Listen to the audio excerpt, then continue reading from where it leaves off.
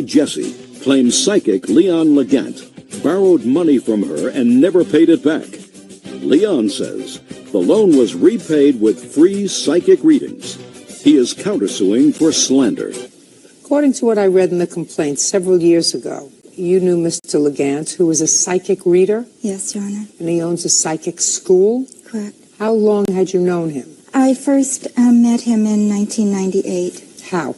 I saw an advertisement of his in a newspaper. And have you been using him for readings since? Counseling, yes. What particular training do you have? Clairvoyant training of a 1-year intensive, 3 years of teacher's training. I have over 6 years of training. I also have my certificates if you'd like to see those. In any event, you wanted to take a trip. Mr. Legant was interested in going. We discussed that he didn't have the money. According to you, you loaned him the money to go, and the understanding was that he would pay you back either in cash or readings. True. He went on the trip. For a while, he did, in fact, pay you back by doing readings. Somebody would keep a record of, I assume, of how much each reading was, and you would check off how much was left on the debt. At some point, he missed a scheduled appointment. Well, actually, Your Honor, he was making payments also. There was no set schedule for our appointments. It was whenever we decided. So he was paying in cash as well? Actually, yes. That was mostly the agreement. In check and or cash? He would deposit it directly into my account, and sometimes he paid in cash, and sometimes he wrote a check. I have the deposit slips. I'd like to see them. Sure. I mean, he had your bank account number? Well, yes. Did you have Well, it wasn't very friendly in terms of a social relationship. I mean, we knew each other professionally, and I trusted him as a teacher and my mentor.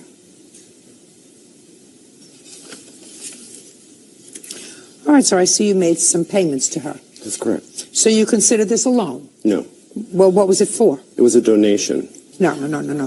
What was the money that you paid her? That was the interest. Initially, this is the third trip I've been on with Miss Jessie. We're talking about only this one, sir. Okay. So in this case, Miss Jessie wanted me to go on a second trip to the Philippines. I clearly explained to her that that was not something I could afford. So she decided to make a donation to the school so that the school could sponsor my trip. In exchange for that donation, she was to receive hours of readings. The payment she received was when she asked for me to cover the interest on her visa.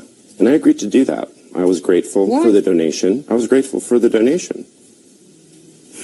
I have the donation right here. I have the check. I see it too.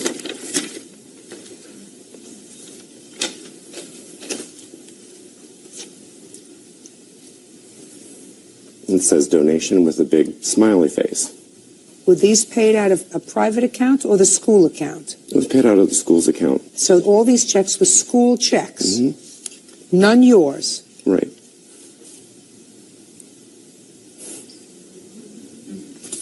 You're not very clairvoyant, sir.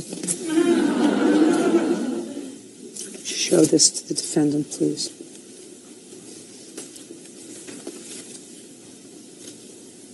That's not the school's account, is it? Oh, no. I may have used my own account to make a check payment. That's entirely possible. What? You didn't see that one coming, did What? You didn't see that one coming at all? Show him this one. Your account or the school's account? That's my account. One more. Una más on this page. Also my account. Your Honor, the Stop.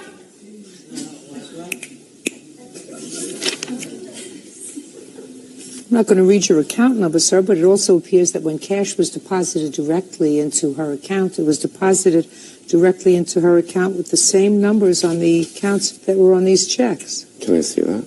Yes, certainly. Here you go.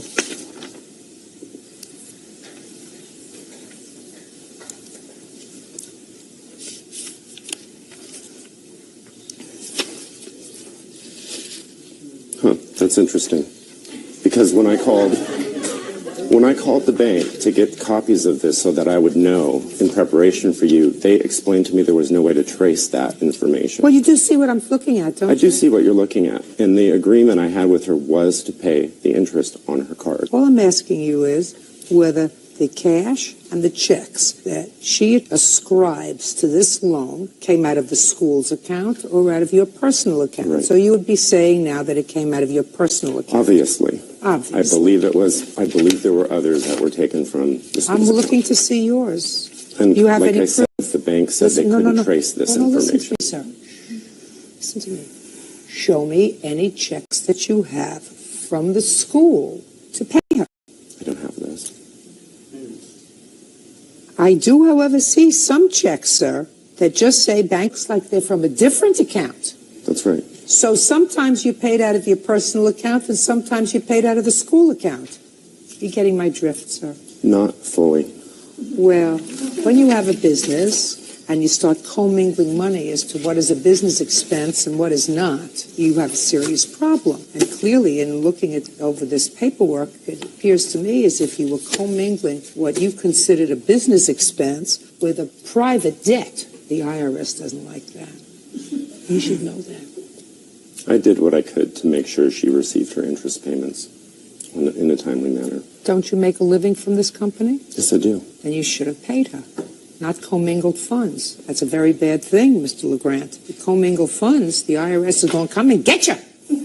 Can you tell me what happened that precipitated this lawsuit? He had made his last payment in November, and in December he promised me a payment on December 20th. And I was counting on that, and it was Christmas time, and I didn't get the payment. And I had an appointment with him scheduled for the 22nd, which I discussed the matter with him, and then he didn't show up for the appointment and didn't let me know. Does he come to your house or do you go to his No, it's a school? telephone. It's a telephone. It's a telephone? Yes, we hardly ever see each other in person. And so I left him a voicemail saying that, I think that this was unfair and I should be treated better. And at which point he sent me an email saying that he really thought that was the most mean, vicious thing anybody had ever said to him. And he really, literally never talked to me again. What did she say on the voicemail? She was incredibly ugly. I